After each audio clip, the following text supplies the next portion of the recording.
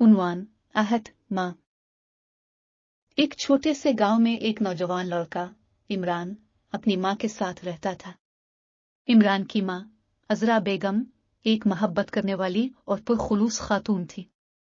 गांव के लोग अजरा बेगम को बहुत एहतराम देते थे क्योंकि वो हमेशा दूसरों की मदद के लिए तैयार रहती थी।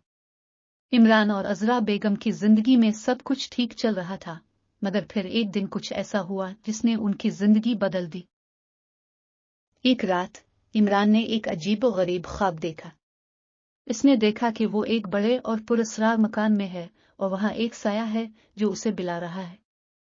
इमरान ने यह ख्वाब अपनी मां को बताया, मगर अजरा बेगम ने उसे तसल्ली दी कि यह सिर्फ एक ख्वाब है। लेकिन इमरान के दिल में एक खौफ बैठ गया था। इमरान ने अपने ख्वाब में देखे गए मकान को तलाश करने का फैसला किया। उसने गांव के लोगों से इस मकान के बारे में पूछा, मगर किसी ने भी इसे इस मकान के बारे में नहीं बताया। एक दिन इमरान ने अपने दोस्त अली को अपने ख्वाब के बारे में बताया। अली ने सुनी अनसुनी कर दी और कहा कि यह महज एक ख्वाब है।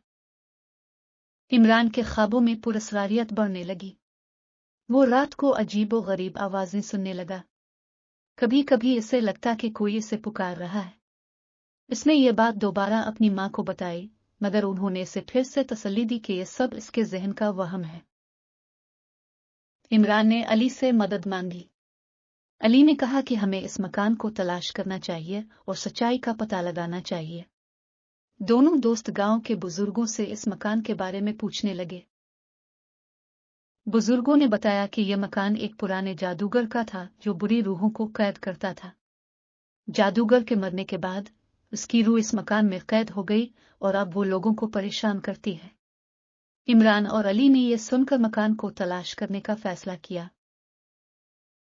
कई दिन की तलाश के बाद इमरान और अली ने वो मकान तलाश कर लिया।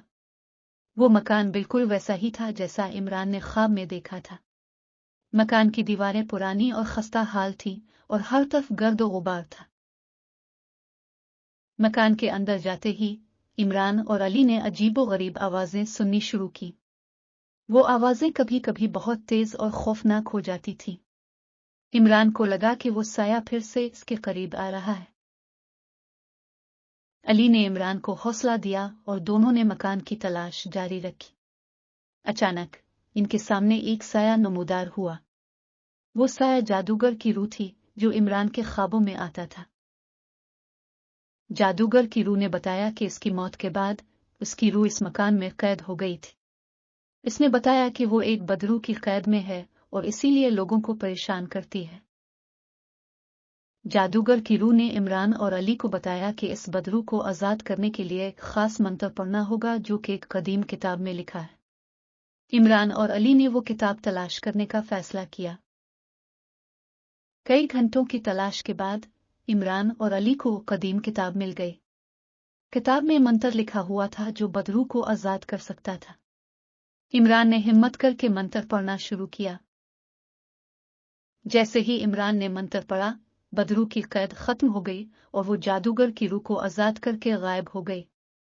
जादूगर की रूह ने इमरान और अली का शुक्रिया अदा किया और कहा कि अब वो सुकून की नींद सो सकेगी। इमरान और अली गांव वापस आए और सबको अपनी मुहिम के बारे में बताया।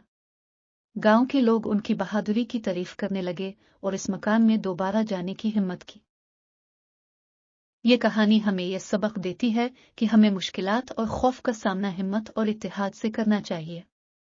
इमरान और अली की बहादुरी हमें यह सिखाती है कि सच्चाई की तलाश और दूसरों की मदद करना ही असल कामयाबी है। ये कहानी 9000 अल्फाज पर मुश्तमिल है जो आपको हर लम्हे में दिलचस्पी और तजस्सुस में मुब्तला रखेगी। इसे सुनते वक्त आपको हर लम्हे में दिलचस्पी और तजस्सुस महसूस होगा और आखिर में आपको एक बेहतरीन इखलाकी सबक मिलेगा जो आपकी जिंदगी में मददगार साबित होगा। ये कहानी इस बात की बेहतरीन मिसाल है कि खौफनाक हालात में भी हिम्मत और हौसला हमें मुश्किलात से निकाल सकता है।